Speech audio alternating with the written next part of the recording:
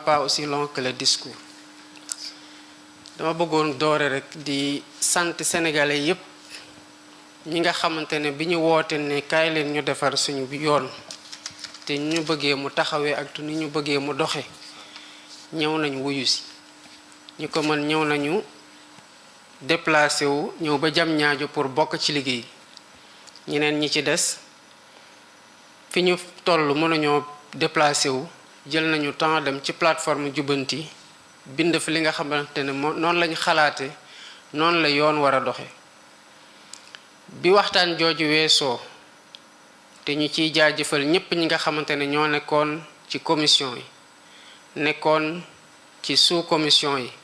ñi nga xamante ne ñooy commission scientifique bi ak ñi nga xamante ne ñépp ñoo ci jàpp après pour tënk li lépp ci njiital professeur Babacar Guèye di leen wax ne rek liggéey gii ngeen liggéey du bokk ci rapport yi nga xamante ne dañ koy joxe ba pare dugal ko ci claque ci tiroir yi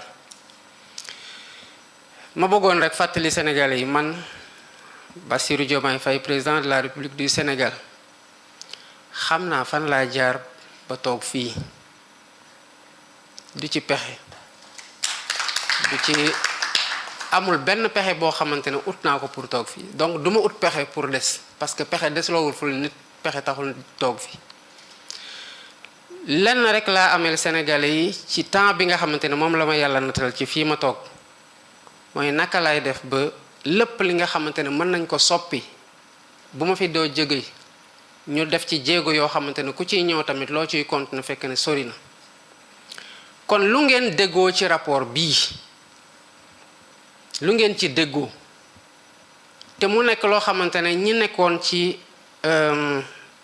jam ñaajo ak ñi nekkoon ci plateforme bi ak ñi nga xamante ne ñooy kuréel yi leen yónni wala ñu teewal leen foofu juboo nañ ci loolu mën ngeen commencer dès demain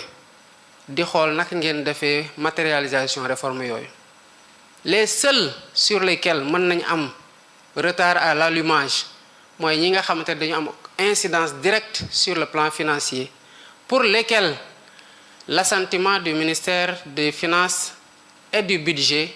est important dans le cadre d'un cadrage budgétaire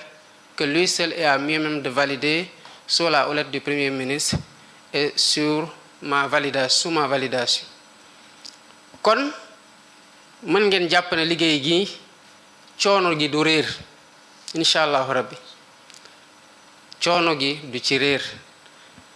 li ci gënoon bëri coow te ma am ci lu ma xaw a jaaxal sax mooy le conseil supérieur de la magistrature ñu noon may jàppoon na mooy le point bi nga xamante ne magistrat yi ñoo koy njëkk a défendre.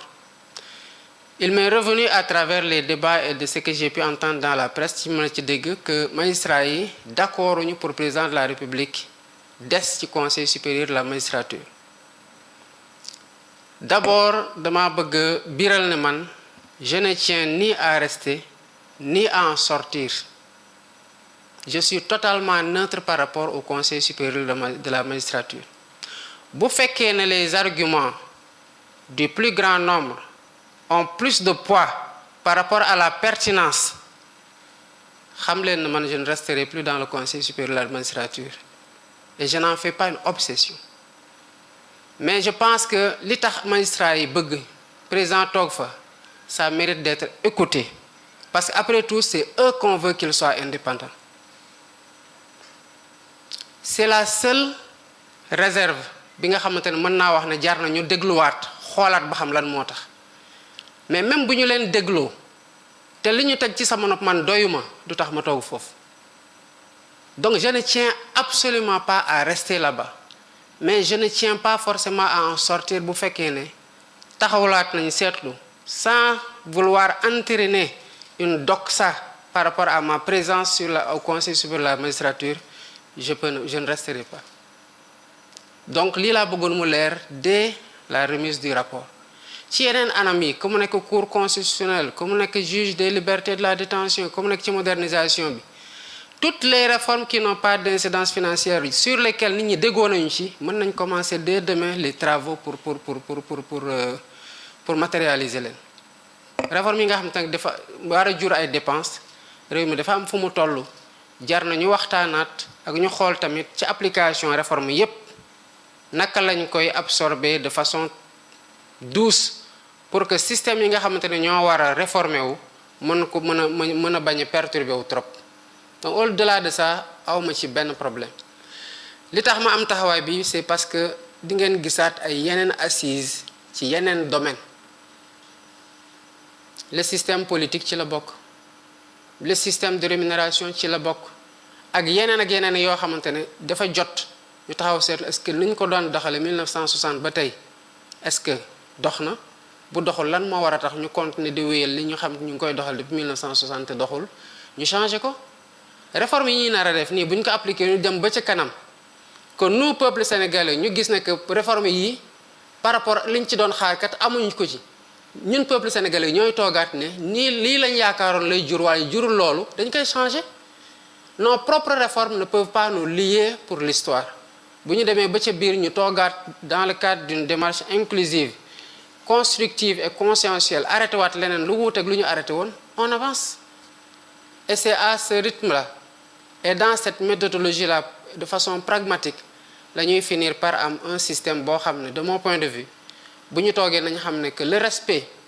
biñ ñu amel te ñu war ko consolider de la part des autres parce que les autres nous respectent beaucoup en tant que peuple sénégalais am nañu ay jaar-jaar parfois des turbulences c'est ces turbulences-là qu'il faut désactiver pour qu'on puisse atterrir tout le temps de la même façon qui fait qu'on force le respect aux autres kon maa ngi leen di sant di leen gërëm bu baax a baax di leen ñaanal ngeen delluwaat ci jàmm ci seen njaboot di leen dig daje ci lu yàggul dara pour ñu xool les modalités et le calendrier de mise en œuvre de ces réformes pour que le plus rapidement possible ñu gën a consolider suñu système judiciaire et suñ gën a renforcer suñu justice ba pare dem attaquer yeneen réformes yoo xamante ne aussi c'est des réformes à faire et qui sont plus ou moins pressantes salaamaaleykum wa rahmatullah. Merci, Monsieur le Président. On va lui permettre de se retirer.